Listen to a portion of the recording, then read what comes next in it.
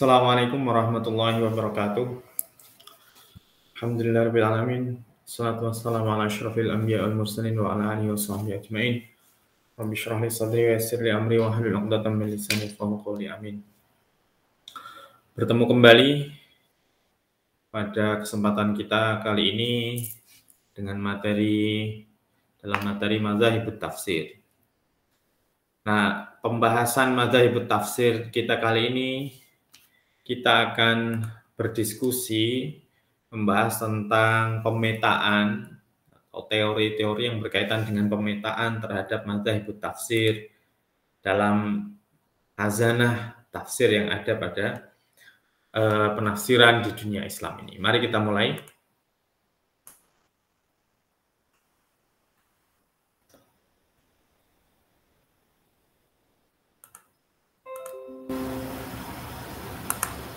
Oke, pemetaan mazhab tafsir. Jadi mazhab itu kan beberapa mazhab ya. Nah, ini kita petakan. Ada banyak pendapat yang membahas tentang mazhab tafsir. Pemetaan itu ada banyak. Nah, kita akan melihat di antaranya. Ada menurut Ignaz Goldziher dan juga menurut J.J.G. Johnson. Ini pemetaan Madzhabut Tafsir ini memang menurut sarjana barat. Nah, apakah di dalam Islam sendiri tidak ada? Ya ada, tapi sebetulnya sudah dimulai sejak awal, misalnya oleh Asyuyuti dalam Madzhab Tabaqat al-Mufassirun. Tapi kemudian kajian itu tidak dilanjutkan. Bahkan kemudian setelah itu baru ada ini Ignaz Goldziher yang kemudian mulai memberikan klasifikasi tentang mazhab-mazhab tafsir yang ada. Siapa Ignaz Goldziher ini? Ignaz Goldziher ya. Jadi ini seringkali disebut dengan Ignaz Goldziher. Seorang cendekiawan Islam asal Hungaria. Artinya dia peneliti terhadap Islam. Nah, meskipun belum tentu dia Islam, itu namanya orientalis. Dia bersama ada Theodor Noldeck dari Jerman dan ada juga yang terkenal kita Snogorgrön dari Belanda. Ini diantaranya mereka ini orang-orang yang dianggap sebagai pendiri kajian Islam modern di Eropa. Nah, dalam kaitannya masalah ini, Goldziher menulis sebuah buku yang berjudul ini kalau tidak salah dalam bahasa Jerman mungkin ya.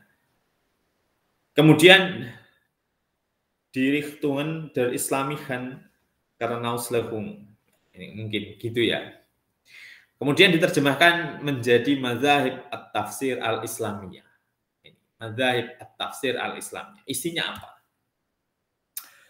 Goldziher ini membagi tafsir-tafsir Islam ini menjadi 5 ya, 1, 2, 3, 4, 5. Ada 5 pembagian ya. Yang pertama ada tafsir tradisional, at-tafsir bil ma'thur. Yang kedua ada at-tafsir teologis, at-tafsir fi dawi al-aqidah. Yang ketiga ada tafsir sufistik atau at-tafsir fi dawi tasawuf al-islami. Yang keempat ada at-tafsir atau tafsir sektarian atau at-tafsir fi dhawil firaq ad-diniyah. Dan yang terakhir adalah tafsir modernis atau at-tafsir fi dhawil tamaddun al-islam. Apa saja penjelasannya kita lihat. Tafsir tradisional atau tafsir bil ma'thur. Jadi menurut Goldziher, tafsir yang dalam penafsirannya menggunakan riwayat dari Nabi ataupun riwayat dari para sahabat Nabi. Ini disebut dengan tafsir bil ma'thur. Nah, tafsir ini panjang atau pendeknya penafsiran itu tergantung pada riwayat yang ada. Jadi kalau satu ayat ini kemudian riwayat yang menjelaskan, yang menafsirkan ayat ini banyak, maka akan ditafsirkan sebanyak itu pula tafsirnya. Ya kalau tidak ada riwayat yang menjelaskan, ya tidak ditafsirkan. Nah, yang termasuk kategori tafsir ini diantaranya adalah tafsir Ibnu Abbas. Karena beliau adalah masa sahabat. Tafsir Ali ibnu Abi Thalhah. Dan juga ada tafsir At-Tabari. Di antara ketiga tafsir ini yang masih mudah kita akses atau masih banyak adalah tafsir At-Tabari. Sampean di situ bisa lihat tafsirnya berjilid-jilid, sampean lihat. Atau kalau yang tidak punya bisa dilihat di Maktabah Syamilah. Di situ dilihat bahwa penafsirannya itu ya tergantung pada riwayat yang dia punya. Kok riwayatnya banyak yang menjelaskan, maka dia itulah dijelaskan dalam tafsirnya. Ini tafsir bil ma'thur. Kemudian ada tafsir teologis atau at-tafsir fi dhau'il aqidah. Tafsirnya ini seperti apa? Tafsir yang disusun dalam perspektif teologis atau bersifat dogmatis, bersifat dalil ya, dogma. Pembahasan dalam tafsirnya biasanya berisi tentang masalah teologis, seperti masalah af'alul insan, perbuatan manusia. Kemudian sikap kasih sayang Allah. Kemudian ada masalah syafaat di hari akhirat dan lain-lain. Ini tafsir corak ini, tafsir teologis ini biasanya pembahasannya itu. Nah, yang dalam kategori tafsir ini diantaranya ada tafsir Al-Kasyaf. Tafsir Al-Kasyaf ini karya Az-Zamakhsyari. Ini disinyalir berideologi Mu'tazilah. Kemudian ada Al-Gharar wa Durar karya Ali Al-Murtado yang berideologi Syiah. Kemudian ada Mafatih Al-Ghaib karya Imam Fakhrur Razi yang berideologi Asy'ariyah. Ini tafsir-tafsir ini secara umum biasanya membahas tentang itu, tentang perspektif teologis dan dogma-dogma yang ada dalam madhabnya masing-masing. Kemudian yang selanjutnya, ketiga, ada tafsir sufistik atau tafsir fi dhau'it tasawuf al-Islam. Nah, pembahasan dalam tafsir ini biasanya berisi tentang masalah-masalah sufi, seperti tentang wahdatul wujud, wahdatul syuhud, fana terhadap sang pencipta, dan lain-lain. Nah, penafsiran ini menggunakan metode takwil dan makna esoteris. Ya, ini makna batil. Jadi di samping makna zahir, menurut corak penafsiran ini ada makna batin. Ada makna batin yang terkandung dalam setiap ayat atau makna simbolis, makna rumus. Nah, model tafsir ini juga berangkat dari mana? Berangkat dari satu riwayat di mana ketika itu Nabi menyampaikan satu ayat tentang An-Nasr, tentang Fathu Makkah. Idza jaa nasrullahi wal fathu wa ra'aitan nasa yadkhuluna fi dinillahi afwaja. Fasabbih bihamdi rabbika wastaghfir innahu kana tawwab. Ya ini ayat ini bagi sebagian sahabat ini senang. Jadi membuat mereka itu senang karena apa? Islam ini sudah menang sempurna. Tapi kemudian bagi Sayyidina Umar, ini beliau bersedih. Kenapa? Beliau merasakan, beliau dengan mata batinnya, dia merasakan bahwa ini sebentar lagi Kanjeng Nabi akan wafat. Ya karena apa? Idza tamma al-amru bada nafsuhu. Sesuatu itu kalau sudah sempurna, sudah fathu, maka ya al-yauma akmaltu lakum dinakum atmamtu 'alaikum nikmati. Nah, ini dalam Haji Wada, Kanjeng Nabi menyampaikan itu. Ternyata benar setelah itu. Jadi setelah Islam ini sempurna, para sahabat sukacita, ternyata Sayyidina Umar ini sedih. Kalau sudah sempurna berarti tinggal kurangnya, tinggal rusaknya. Kanjeng Nabi akan meninggal. Nah ini yang menjadi dasar atas adanya model tafsir seperti ini. Nah, tafsir-tafsir ini yang termasuk kategori tafsir ini diantaranya ada tafsir Ikhwan As-Sofa. Ikhwan As-Sofa ini punya karya tafsir yang disinyalir punya Ikhwan As-Sofa yang bercorak sufistik. Ada tafsir Ibnu Arabi. Ibnu Arabi ini terkenal dengan fahamnya wahdatul wujud. Dia juga punya tafsir. Tafsir Imam Al-Ghazali. Al-Ghazali ini juga di samping punya karya sufi, beliau juga punya karya tafsir. yang menurut sejarah bahwa tafsir beliau ini tidak sampai ke kita karena hilang terbakar. Ada lagi tafsir sektarian, atau tafsir fi dhau'il firaq ad-diniyah. Jadi tafsir madhabi ya. Jadi tafsir yang coraknya ini dekat dengan madhab. Ya, ini penafsiran bersifat sektarian atau sebab terjadinya kelompok-kelompok aliran teologi. Tema-tema yang dikaji di dalamnya cenderung untuk membela madhabnya. Misalnya tentang perilaku manusia. Af'alul insan. Jadi manusia itu kenapa kok bisa dihukumi? Ini ada dua kutub nih tentang loh kenapa ada surga neraka? Kenapa manusia harus bisa dihukumi? Nah, ini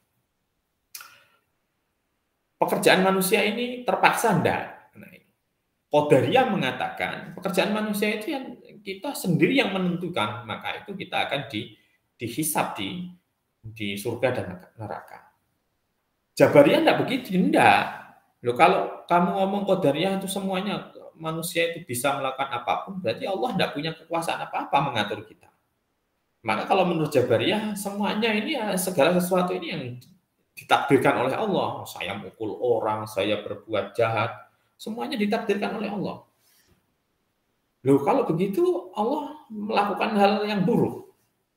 Loh, terus kalau begitu sudah ditakdirkan, kenapa kita harus dihisab? Kemudian ada surga dan neraka. Nah, kemudian di tengah-tengahnya ada Ahlus Sunnah atau Asy'ariyah. Jadi perdebatannya tentang af'alul insan, ya. Terus tema imamah ya, kepemimpinan, pasca wafatnya Nabi, siapa yang berhak memimpin. Orang-orang Syiah mengatakan ya Sayyidina Ali yang paling berhak. Kenapa Abu Bakar? Gitu. Ini perdebatannya perdebatan teologis.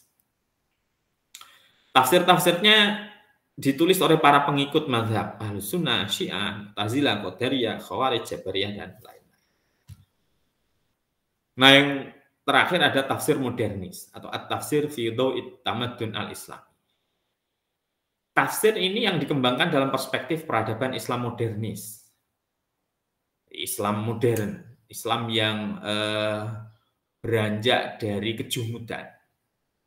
Tema yang menjadi isu sentral adalah tentang gerakan pembaharuan atau tajdid, pembaharuan. Bagaimana Islam memotivasi untuk memajukan peradaban. Bagaimana Islam itu tidak tertinggal, tapi bagaimana Islam itu menjadi di depan. Menyuarakan kebebasan berpikir dan melepaskan taklid buta. Juga membahas sebab kemunduran umat Islam dan keharusan membuka pintu ijtihad. Inilah beberapa tema yang menjadi ciri khas pada tafsir modernis ini.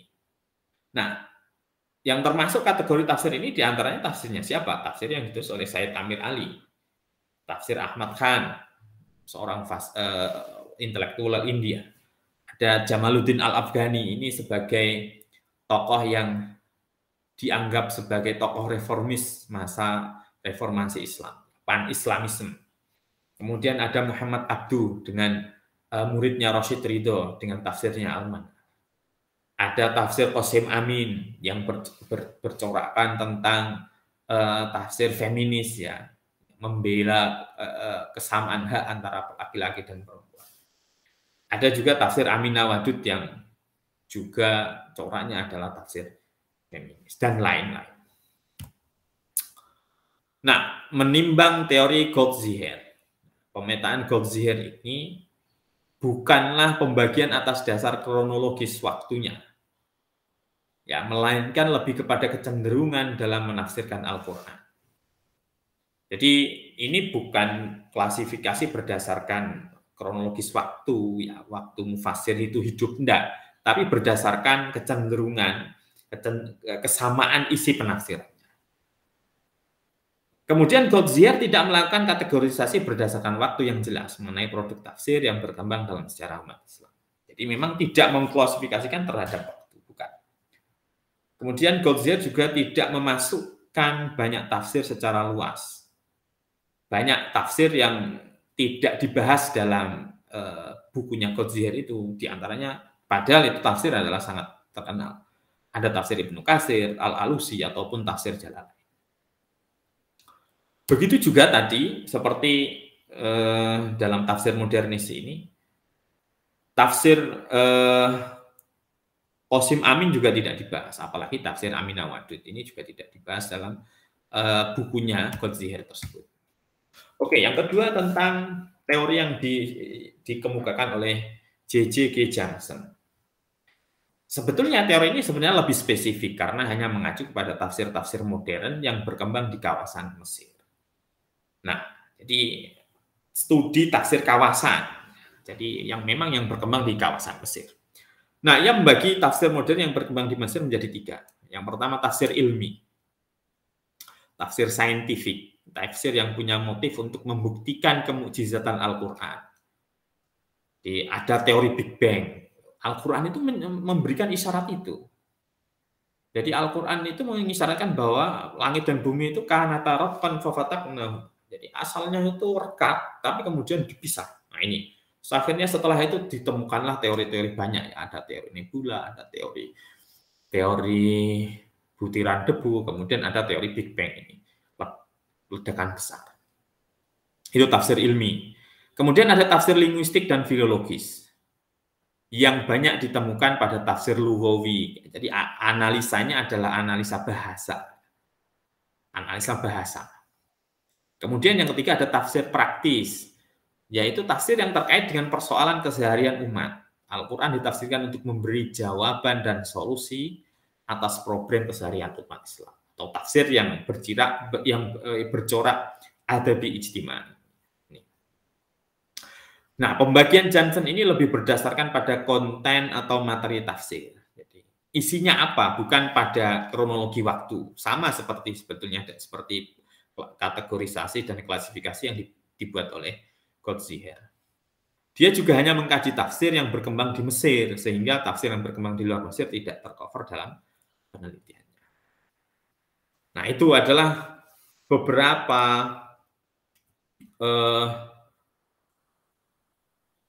pendapat dari 2 sarjana barat, dari 2 orientalis, yakni dari Ignaz Goldziher dan J.J. Johnson. Pada pertemuan selanjutnya kita akan mencoba membahas dari klasifikasi pemetaan yang dilakukan oleh sarjana Muslim. Itu saja, semoga bermanfaat. Kurang lebihnya mohon maaf. Wallahul muwaffiq ila aqwamit thoriq. Assalamualaikum warahmatullahi wabarakatuh.